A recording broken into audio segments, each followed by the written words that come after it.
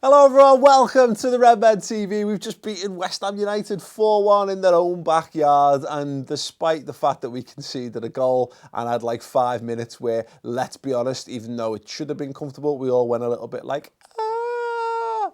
That was a pretty sound game of football for the mighty Reds. We were sat here watching it as we tend to do when we can't get all the tickets.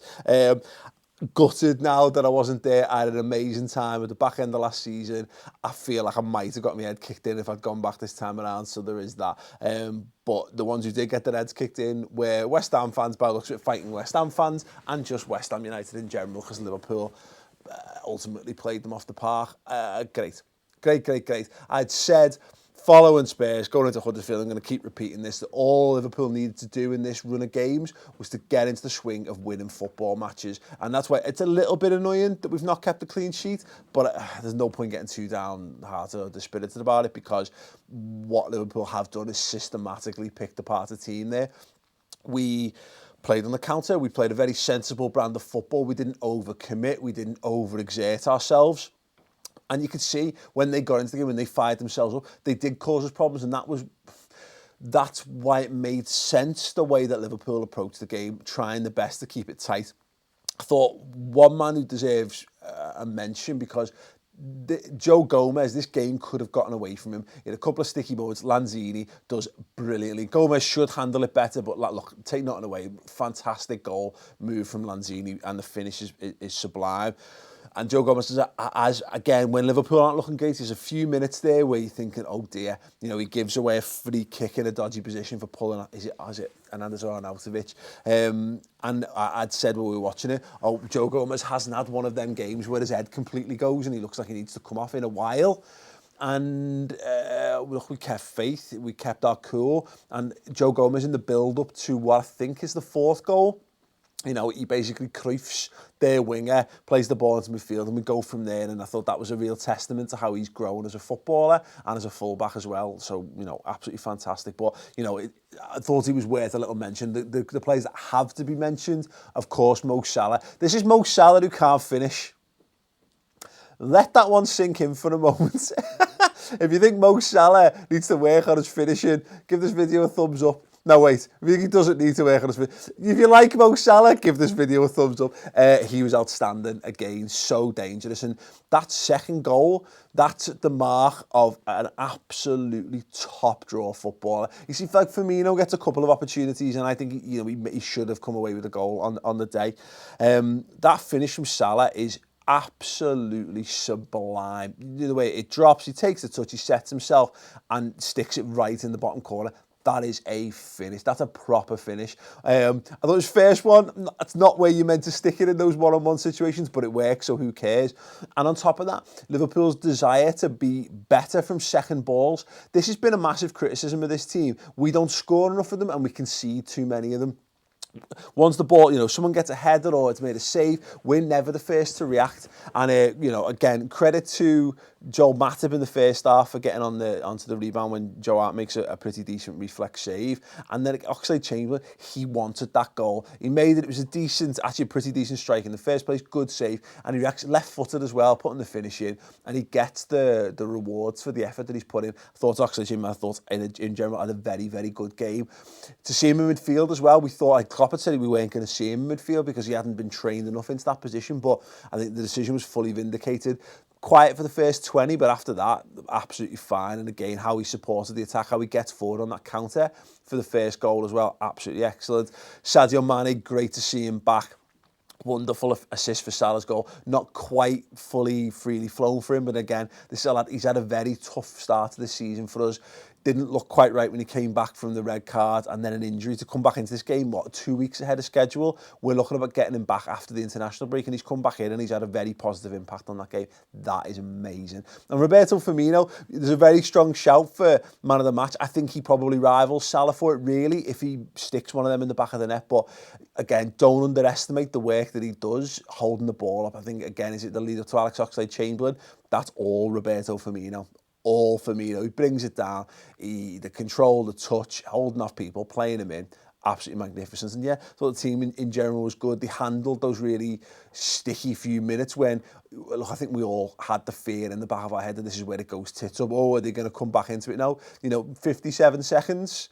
They just turned it up. They went, right, okay, we can go up a gear here because we've got that level to go to. We were never going flat out in that game, so you knew that if we needed to, we could step up that gear, and we did. Great. They get to go into the international break now. Annoyingly for me, because I'd like to just see us play more and more and more and more. But that's how you recover from the setback of Spurs. You've not expended too much energy. We've managed to rest a couple of legs as well. And hopefully, let's all do it. Let's all collectively cross our fingers and touch wood that we get back as many of these players as possible after the international break. And they maintain that form, because, wow, what an exciting season. Back on the coattails, back on the heels of where we need to be in the league. The team's going to drop points tomorrow. Get to watch those games, knowing we've done all we can do going into this. That's amazing. Let's have a couple of comments before we wrap up. Tom? Kyle, LFC 97, that Chelsea reject isn't bad, is he? Yeah, a lot of love for Chelsea rejects around the Premier League at the moment, isn't there? They're all making a little bit of a name for themselves. 2 of the 4 best players in the league. Yikes. Even Daniel Sturridge is a reject, and he's been banging them in as well recently, so they can't really complain with that. Sid Cannon, Jürgen is building something without a blank checkbook. My type of manager. This is the thing about this.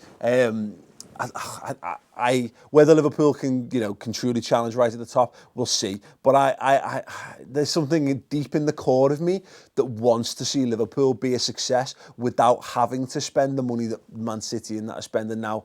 Again, we'll have to see how this season and next season, whatever pans out. But yeah, when it works, it makes it feel even more special for me. Tom? Mike Tyson says, ban the international break now. Please, someone do something. Paul, Chris, anyone, please. If only I could, mate. If only I could. You know what's even worse? They've made international football more competitive and worse by adding this league thing that they brought in from next season, is it? That effectively takes the place of friendlies. There's now more competitive football. You didn't understand the point we made, did you? UEFA, FIFA, whatever. We said we just wanted those games gone. Now we've got competitive games. Yeah, let's pray everyone's okay. Lee Murphy, come on, Paul. Firmino gave away a lot of silly passes as well. Yeah, but that's the nature of the role.